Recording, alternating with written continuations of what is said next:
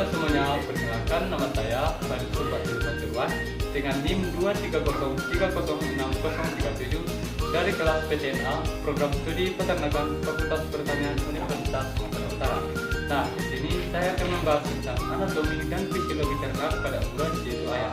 Adapun sistematika kualifikasi pada ayam yaitu filum chordata, subfilum vertebrata, kelas Aves, ordo Galliformes, subordo Galli, famili Phasianidae, subfamili Phasianinae, genus Gallus, spesies Gallus domestica.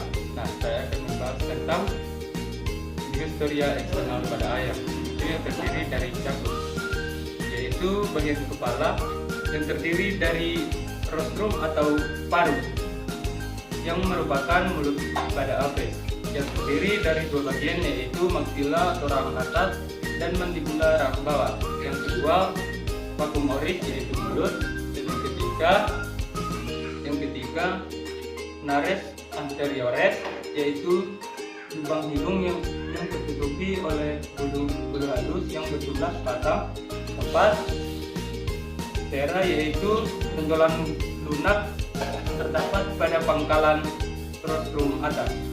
Kelima yaitu organum visus atau indera penglihatan yang berupa batang yang ditutupi oleh yang berjumlah sepasang yang terdapat bulu-bulu halus. Dan yang keenam yaitu porus acousticus externus yaitu telinga yang tertutupi oleh bulu-bulu halus yang terdapat membran timpani. Kedua yaitu kolum atau leher, yaitu yang bersifat fleksibel yang merupakan penghubung caput dengan trunkus. Ketiga yaitu trunkus, yaitu badan yang ditutupi oleh bulu-bulu tebal yang terbagi menjadi dua, yaitu ekstremitas anterior dan ekstremitas posterior. Ekstremitas anterior yaitu alat gerak bagian atas yang berupa sayap, dan ekstremitas posterior yaitu alat gerak bagian bawah yaitu berupa kaki, dan yang terakhir yaitu caudal atau ekor.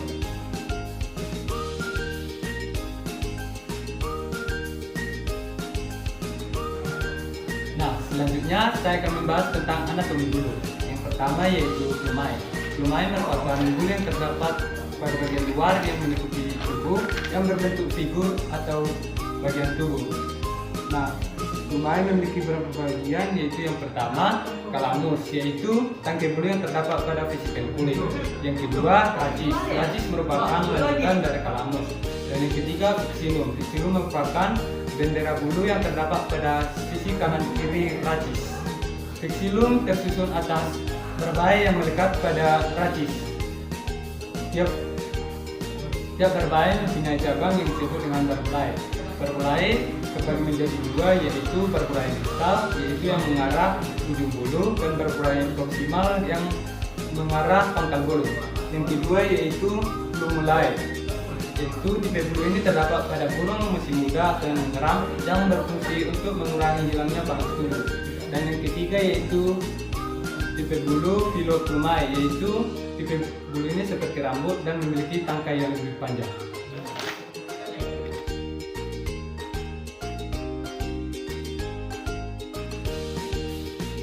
Nah, selanjutnya saya akan membahas tentang sistem nervosum atau otak, yaitu yang mulai dengan pertama yaitu otak besar atau cerebrum, yaitu yang berfungsi sebagai pengatur aktivitas sadar pada ayam.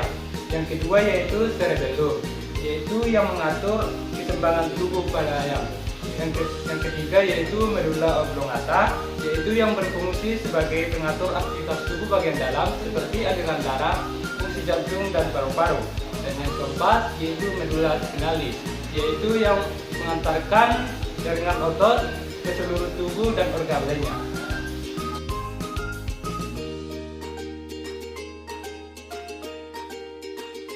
Sini saya akan membahas tentang sistem digosteria pada Gallus domestica, yaitu dimulai dengan rostrum, yaitu awal mula masuknya makanan, kemudian dilanjutkan dengan esophagus, yaitu masuknya makanan melalui rostrum. Yang ketiga melalui yaitu crop atau tembolok, yaitu tempat penyimpanan makanan sementara. Kemudian dilanjutkan dengan proventriculus atau proses pencernaan secara enzimatis yang dilanjutkan dengan jejak ampela atau ventriculus, yaitu proses pencernaan makanan secara mekanik dengan bantuan batuan-batuan kecil atau grit. Kemudian dilanjutkan dengan intestinum tenuum, yaitu terdiri menjadi 3, yaitu duodenum, jejunum, dan ileum. Kemudian dilanjutkan dengan seka. Seka merupakan proses pencernaan protein, karbohidrat, dan absorpsi air. Seka merupakan batas antara intestinum tenuum dan intestinum rasum. Intestinum rasum berfungsi mengolah sisa-sisa makanan yang tidak tercerna menjadi feses. Kemudian rektum. Rektum merupakan tempat mengolahnya feses sebelum dikeluarkan. Dan yang terakhir yaitu kloaka, yaitu tempat jalannya keluar feses.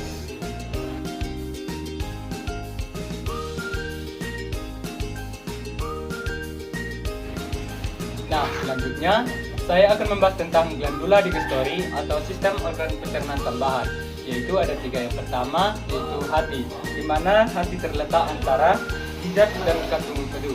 Hati mempunyai 2 lobus, yaitu lobus dexter atau kanan yang besar dan lobus sinister kiri yang kecil. Fungsi hati yaitu sekresi empedu, detoksifikasi racun, dan metabolisme protein, karbohidrat, dan lemak. Kemudian itu pankreas yang terletak di antara lipatan duodenum yang berfungsi sebagai penghasil kelenjar endokrin dan eksokrin. Dan yang ketiga yaitu kantung empedu atau vesika vilea. Vesika vilea yang berfungsi sebagai mempercepat kerja amilase, membantu mengemulsi lemak, dan membantu kerja lipase.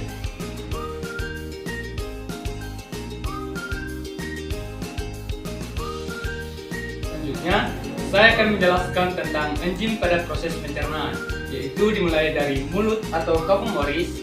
Terdapat enzim amilase yang berfungsi sebagai pemecah fatty atau karbohidrat menjadi glukosa atau gula. Yang kemudian pada proventriculus dan gizzard terdapat enzim pepsin yang berfungsi memecah protein sebagai asam amino.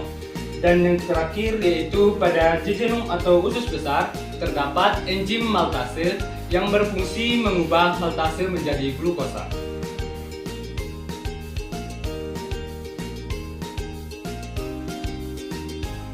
Nah, selanjutnya saya akan membahas tentang sistem sirkulatoria atau peredaran darah.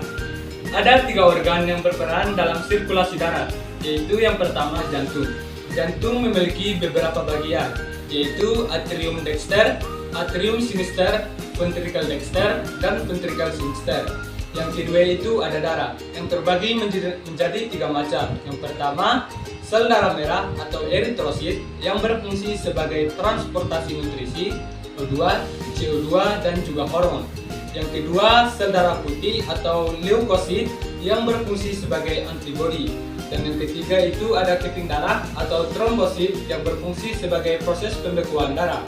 Dan yang ketiga yaitu ada pembuluh darah yang terbagi menjadi 2, yaitu yang pertama arteri yang merupakan mengalirkan darah dari jantung menuju seluruh tubuh yang kaya O2. Dan yang kedua itu ada vena, yaitu yang merupakan pembuluh darah yang membawa darah dari tubuh menuju jantung yang kaya CO2.